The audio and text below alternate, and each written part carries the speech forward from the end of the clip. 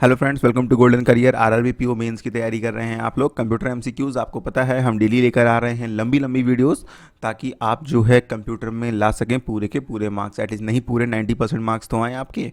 तो चलिए स्टार्ट करते हैं। क्वेश्चंस बहुत अच्छे हैं, एग्जाम में आपके ऐसे ही क्वेश्चंस आने वाले हैं।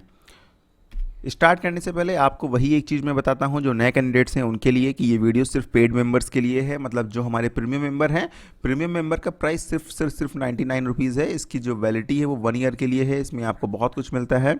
तो थोड़ी वीडियो आपको देखने की मिलेगी, बट जो फुल लेंथ वीडियो है और जो पहले भी फुल लेंथ वीडियोज़ आई हैं जिसमें बहुत से एमसीक्यूज़ कवर किए गए हैं, वो हमारे पेड मेंबर्स के लिए अवेलेबल है। वीडियो के डिस्क्रिप्शन बॉक्स में चेक करिएगा, लिंक दिया हुआ है। 99 रुपीज़ की पेमेंट के बाद 24 आवर्स का वेट करना है और आपको ईमेल पर लॉगिन की डिटेल मिल जाएगी। लॉगिन करने के बाद आपको कुछ ऐसा पेज दिखेगा। आप वीडियो लेक्चर पे क्लिक करेंगे, उसके बाद कंप्यूटर पे क्लिक करेंगे तो यहाँ पर देखिए कंप्यूटर के आपको वीडियोस मिलेंगे। 12 वीडियोस आ चुके हैं। आज जो हम बना रहे हैं ये 13th वीडियो है, ये भी आपको वहाँ पर दिखेगी। साथ में आपको 30 सितंबर तक यहाँ पर अच्छी खासी वीडियोस दिख जाएंगी और कंप्यूटर पूरा कवर हो जाएगा। उसके बाद आप 30 सितंबर के बाद 1 अक्टूबर से वीडियोस बार बार देखिए और रिवीजन करिए। ई बुक्स में भी आपको कंप्यूटर की ई बुक्स मिलती हैं और हिंदी की भी ई बुक मिल जाएगी, क्योंकि आरआरबी में हिंदी भी आती है। बेसिकली सारी ई बुक हैं, देखिए इंग्लिश की भी है, हिंदी की भी है, कंप्यूटर की भी है, और इंग्लिश और हिंदी दोनों लैंग्वेजेस में हमने यहाँ पर बुक प्रोवाइड की हैं। इवन आरआरबी एनटीपीसी और एसएससी की बुक भी आपको प्रोवाइड कराई हैं। मेंस के प्रैक्टिस सेट्स आपको ये प्रैक्टिस सेट वाले सेक्शन में मिल जाएंगे।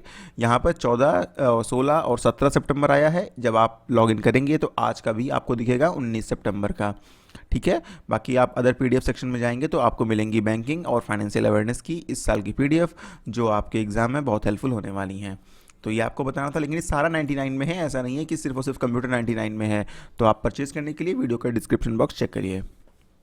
क्वेश्चन है, which of the following is a storage device that uses rigid permanently installed magnetic disk to store data information. मैंने आपको पहले भी बताया था कि जो हार्ड डिस्क होती है वो एक मैग्नेटिक डिस्क होती है और इसमें जो स्टोर होता डेटा है वो परमानेंट होता है। ठीक है, तो इसका आंसर हो जाएगा आपका hard disk. What is the new default font used in the M S Word document. देखिए एम एस वर्ड में 2010 या जो उसके बाद के एम एस वर्ड आए हैं उसमें जो बाय डिफ़ॉल्ट आप लिखना शुरू करेंगे ना, तो ये कैलिब्री नाम का फॉन्ट है। ये जो है बाय डिफ़ॉल्ट उसमें यूज़ होता है। ऑल्दो आप चाहें तो टाइम्स न्यू रोमन, एरियल जो भी चाहें आप चेंज कर सकते हैं, लेकिन बाय डिफ़ॉल्ट आपका यही फॉन्ट यूज़ होता है। अगला क्वेश्चन है, सी वॉज डेवलप्ड बाई, सी किसने डेवलप किया था। तो यहाँ पर ये हैं डेनिस रिची, इन्होंने जो है सी डेवलप किया था। आप पूछेंगे सर सी क्या है, तो भाई सी एक लैंग्वेज है। जैसे हिंदी होती है ना, अच्छा देखो जैसे ह्यूमंस होते हैं, हिंदी बोलता है कोई, इंग्लिश बोल रहा है कोई, बंगाली बोल रहा है कोई, तमिल बोल रहा है कोई, फ्रेंच कोई, जर्मन। ठीक है, उसी तरह कंप्यूटर में क्या होता है, वो सी समझता है, सी प्लस प्लस समझता है, जावा समझता है, पीएचपी समझता है। ठीक है, लेकिन कंप्यूटर देखो बाय डिफ़ॉल्ट ये लैंग्वेज नहीं समझता है। आप बताओ, आपको by default Hindi, English, Bengali, Tamil, Telugu सब आती है? नहीं आती है ना। ठीक है, तमिल साइड लैंग्वेज नहीं है, तेलुगु लैंग्वेज है यहाँ पर।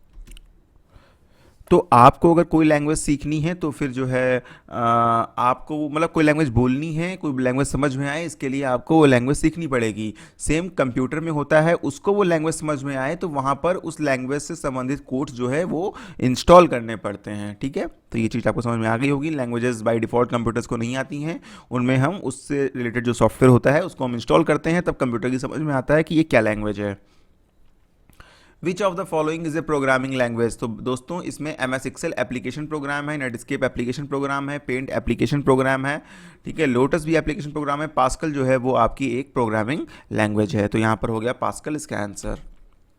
बायोस स्टैंड्स फॉर, तो बायोस होता है बेसिक इनपुट आउटपुट सिस्टम। इसमें कहाँ पर है मैं देख लेता हूँ। ये आंसर नंबर डी सही है, सॉरी डी तो बेटर लिखा हुआ है, ई है। बेसिक इनपुट आउटपुट सिस्टम जो है वो इसका फुल फॉर्म होता है। बायोस क्या होता है, बायोस बेसिकली एक रोम में परमानेंट स्टोर होता है, एक प्रकार का प्रोग्राम होता है या कहें छोटा सा सॉफ्टवेयर होता है। बूट टाइम पर बायोस जो है वो वर्क करती है। जब आप कंप्यूटर स्टार्ट करते हो ना, तो आप कंप्यूटर स्टार्ट करना, कभी आपके घर में अगर डेस्कटॉप या लैपटॉप है तो आप कंप्यूटर को स्टार्ट करना, लेकिन जैसे ही पावर बटन प्रेस करना उसके बाद कई बार मल्टीपल टाइम्स बार बार डिलीट बटन को प्रेस करते रहना, तो देखना आपका बायोस का प्रोग्राम खुल के आ जाएगा। ठीक है, तो वैसे घर पे थोड़ा बहुत अगर आपको कंप्यूटर का आइडिया है तो ट्राई करिएगा, एल्स मत करिएगा, क्योंकि बायोस में अगर कुछ सेटिंग चेंजेस कर दिए और आपकी समझ में नहीं आया तो फिर शायद वो कंप्यूटर को आप ठीक नहीं कर पाएंगे, फिर किसी जानने वाले के पास आपको ले जाना होगा। बाकी थोड़ा बहुत आइडिया है तो उसमें कोई दिक्कत नहीं, बहुत ईजी होता है।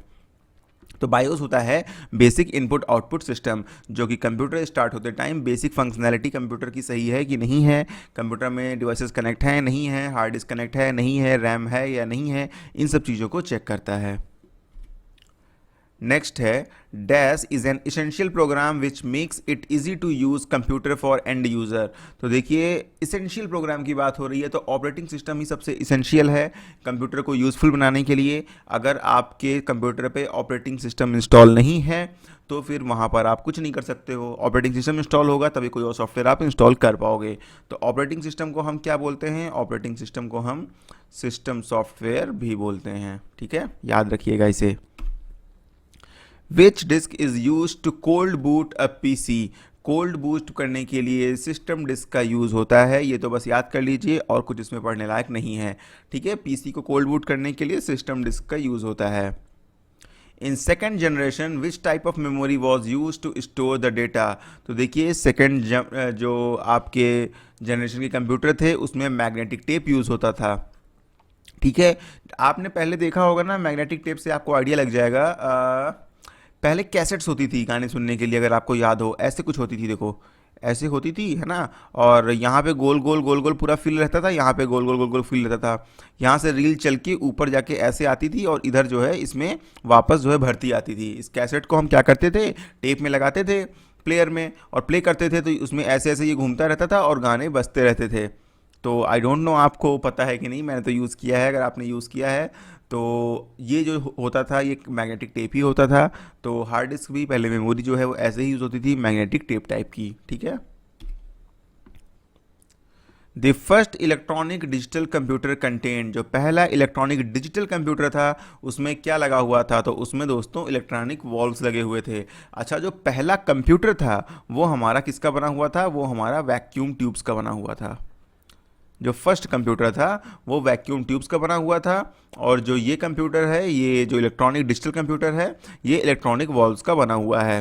तो आई थिंक ये भी आपको अब याद हो गया होगा। नेक्स्ट है what is the blinking symbol on the screen that shows where the next character will appear. आपने देखा होगा ना, एक ऐसे लाइन टाइप की ब्लिंक किया करती है। आप जो भी लिखते हो जहाँ पे वो ये चीज़ होती है वहीं से टाइप होना स्टार्ट हो जाता है। इसे क्या बोलते हैं? इसे हम बोलते हैं कर्सर। ओके, तो इस ब्लिंकिंग सिंबल को, जो लाइन टाइप की होती है, ब्लिंक क्या करती है, इसको हम कर्सर बोलते हैं। नेक्स्ट है आपका which type of device is used by the banking websites to enter password and prevent keystroke logging. Keystroke logging क्या होती है? एक्चुअली यार कुछ डिवाइसेस होती हैं जो आपके यूएसबी में लगी हुई हैं।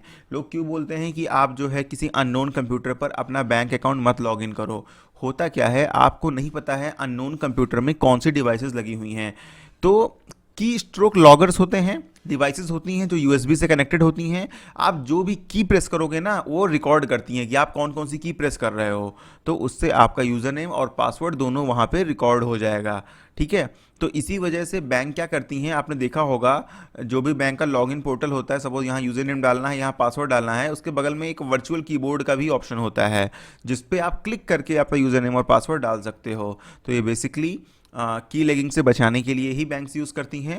एंड अगर आप अननोन कंप्यूटर पे एक बार आपको लॉगिन करना भी पड़ रहा है किसी वजह से, तो आप वर्चुअल कीबोर्ड का ही यूज़ करें और आप किसी भी फिजिकल कीबोर्ड का यूज़ ना करें। अगर आपको वो कंप्यूटर ऐसा नहीं लग रहा, कंफर्म 100% श्योर नहीं है कि वो कंप्यूटर जो है जिस पे आप ट्रस्ट कर सकते हैं, ट्रस्ट करने लायक वो नहीं है, तो वर्चुअल कीबोर्ड ही यूज़ करिए। घर पे आप यूज़ कर सकते हैं अपने कंप्यूटर में। Artificial intelligence is used in which of the following generation of computer. तो दोस्तों आर्टिफिशियल इंटेलिजेंस का तो नाम आप लोग आजकल सुन रहे होंगे। ठीक है, आर्टिफिशियल इंटेलिजेंस मतलब हम लोग क्या है, ह्यूमन को इंटेलिजेंट बोला जाता है। क्यों? ह्यूमन डिसीजन मेकिंग कर सकता है। कंप्यूटर और ह्यूमन में क्या फ़र्क है? कंप्यूटर हमसे बहुत तेज़ काम करता है, लेकिन कंप्यूटर में दिक्कत यह है कंप्यूटर डिसीजन नहीं ले सकता है। कोई एक अननोन सिचुएशन आ जाए तो डिसीजन कंप्यूटर कैसे लेगा? नहीं ले पाएगा ना। तो उसी को वो टेक्निक डेवलप की जा रही है जिसको हम बोलते हैं आर्टिफिशियल इंटेलिजेंस, जहाँ पर कंप्यूटर के अंदर हम decision making power, decision making ability को जो है वो डेवलप कर रहे हैं। बहुत हद तक हो भी चुकी है। ठीक है, बहुत हद तक नहीं लेकिन स्टार्ट हो चुका है, क्योंकि आर्टिफिशियल इंटेलिजेंस ऐसी चीज़ है जो बहुत आगे जानी है। शायद फ्यूचर में जो कंप्यूटर्स होंगे वो इंसान जितने होंगे तेज, जो कि किसी भी एक अननोन सिचुएशन के आने पर एक डिसीजन भी ले पाएंगे। तो ये किस जनरेशन में हो रहा है? ये 5th जनरेशन में हो रहा है। इससे आपको ये भी पता चलता है कि प्रेजेंट जनरेशन कंप्यूटर की कौन सी जनरेशन है, ये 5th जनरेशन है। ठीक है, चलिए यहाँ तक तो वीडियो थी हमारे फ्री मेंबर्स के लिए। अब आगे हम पेड मेंबर्स के लिए कंटिन्यू करते हैं। फ्री मेंबर्स को वीडियो लेना है तो प्लीज़ डिस्क्रिप्शन बॉक्स में लिंक दिया हुआ है, आप वहाँ पर जो है 99 रुपीज़ का पेमेंट करके पेड मेंबरशिप को ज्वाइन कर सकते हैं। चलिए कंटिन्यू करते हैं।